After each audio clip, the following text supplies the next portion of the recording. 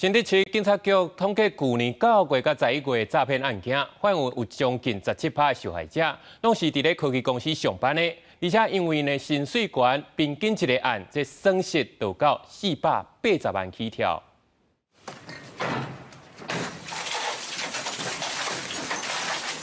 警方手提工具破门，入去房间了，随甲人压伫面床顶，因为伊是诈欺集团的成员。 专门找新竹科航区上班的民众做诈骗的目标。他们还以朋友的名义寄售一只全新的 iPhone 14手机给我。他们都有教导我不要跟行员说是投资股票跟贷款，因为这样子不容易过。要说是付工程款，比较不会被欺负。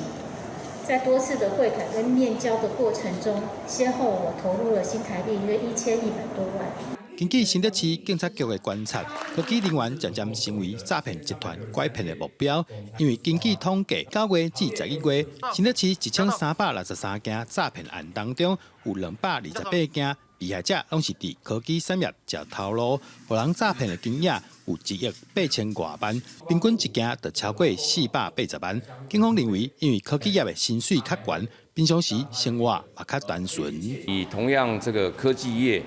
被害的状况，那新竹市的科技业，它是全国平均科技业被诈骗的2.4倍。以往受害的状况，大部分都是假投资，但是假投资它在前一段会遇到假交友的问题，所以它是一种结合式、复合式的这种诈骗行为。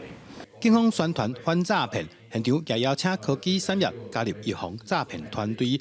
科技公司也答应会加强内部员工的教育训练，增加员工防诈骗的知识，唔通互人骗去。不管电信单位或者是金融单位呢，他们已经被利用成为这个犯罪的工具。那这中间呢，怎么样有技巧的，能够找出一些异常的现象？ 警方表示，人人拢需要提升防诈骗的知识，这跟年会职业学历无关系，因为诈骗集团的部署直变，要透过政府、民间企业以及社会互相合作，才当降低民众受害的风险。记者杜君和新竹报道。